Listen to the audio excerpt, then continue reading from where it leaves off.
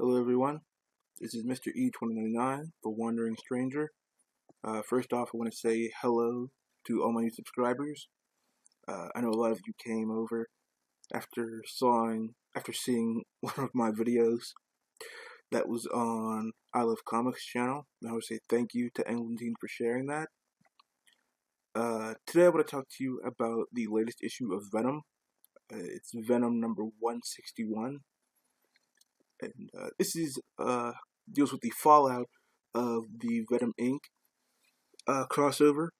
So it starts off with Venom at Alchemax, and he's talking to Liz Allen about. He's talking to her about his serum that he takes to keep the symbiote under control, and she tells him that while he was fighting with Flash to control the symbiote, the serum poured on them, and in addition to turning Flash into anti-Venom, it also cured Eddie Brock of whatever toxic metabolism he had that was making the symbiote go out of control. Alright, so Eddie's happy, the symbiote's happy, they leave, they swing away, they're talking to each other about how to celebrate this good news, and they see a bad guy. So, they decide to celebrate by continuing to be a hero, and they whip up the bad guy. It's really quick, one and done. But before he can get the bad guy to the jail, Spider-Woman shows up. And, she's really hostile to Venom. She says, thanks for wrapping him up. Now I only have one of you to deal with. And initially, Eddie Brock just tries to talk to her, explain that, listen, I know some things happened in my past. I'm cured of that anger that I had. I'm trying to be a hero. I'm on the side of justice. I just stopped this guy. I'm trying to bring him in. And then she just uppercuts him.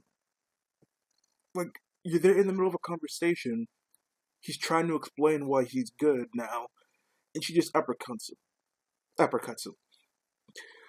So, the fight starts, but Eddie Brock doesn't want to fight. So, he tries to swing away. She blasts his webbing.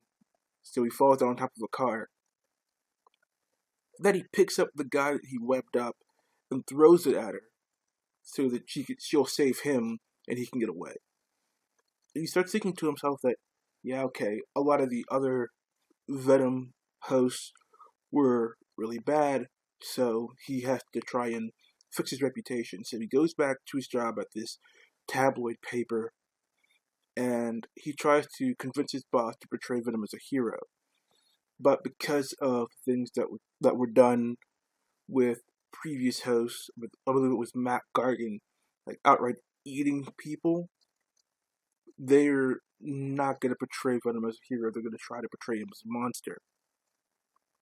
Which I kind of understand, but it's kind of disheartening for our main character here, because he was not responsible for that. And it's kind of hard to explain that the symbiote has different hosts.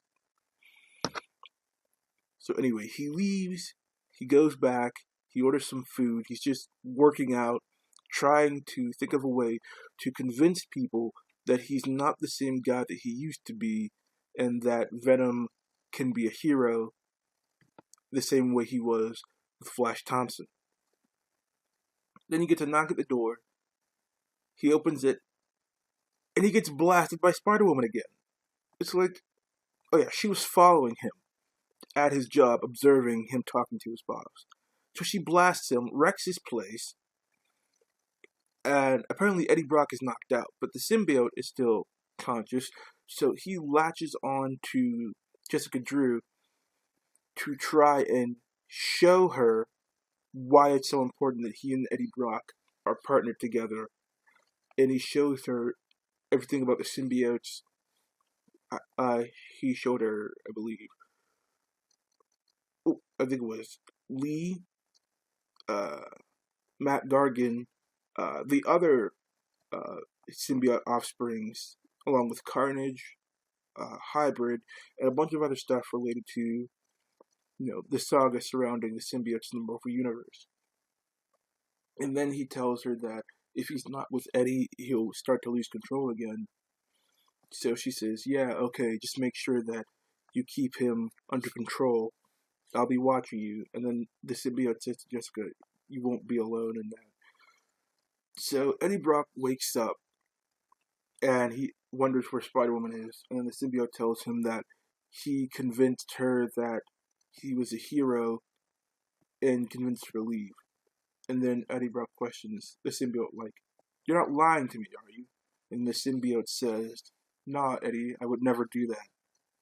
But, if you've been reading the series, you know that the symbiote has lied to Eddie on multiple occasions. Not, like, super important lies, but just a couple of lies here and there.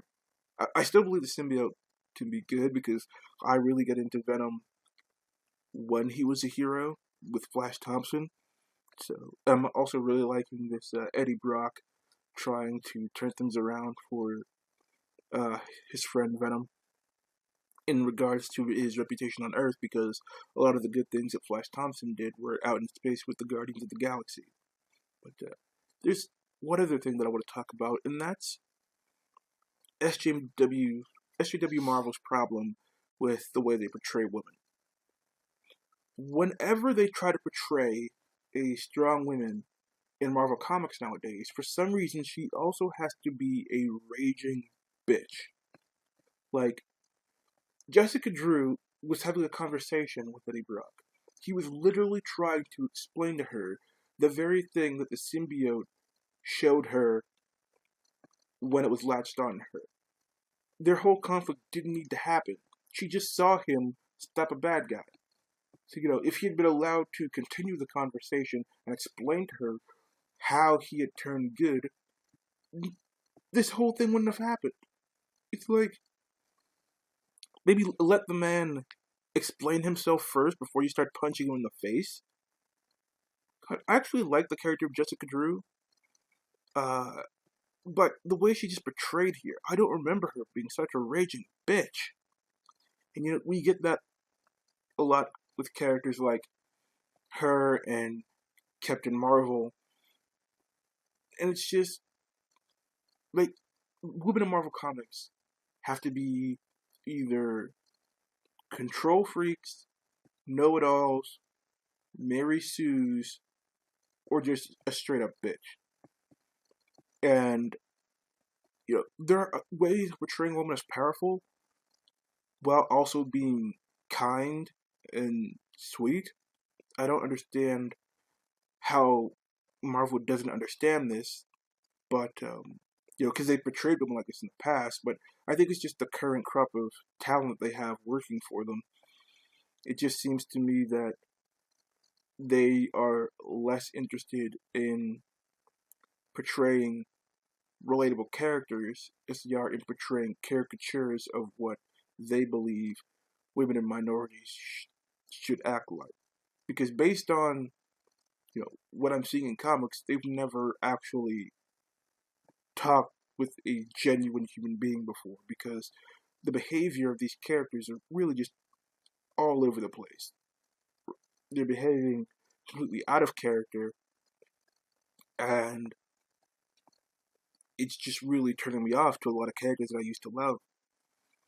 Anyway, that's it for today's video. Remember to like, comment, and subscribe, or leave a comment in the channel about ways you think that I can improve my videos, because I'm always looking for input from people who know more than I do. And anyway, this has been Mr. E2099, and I will see you all later.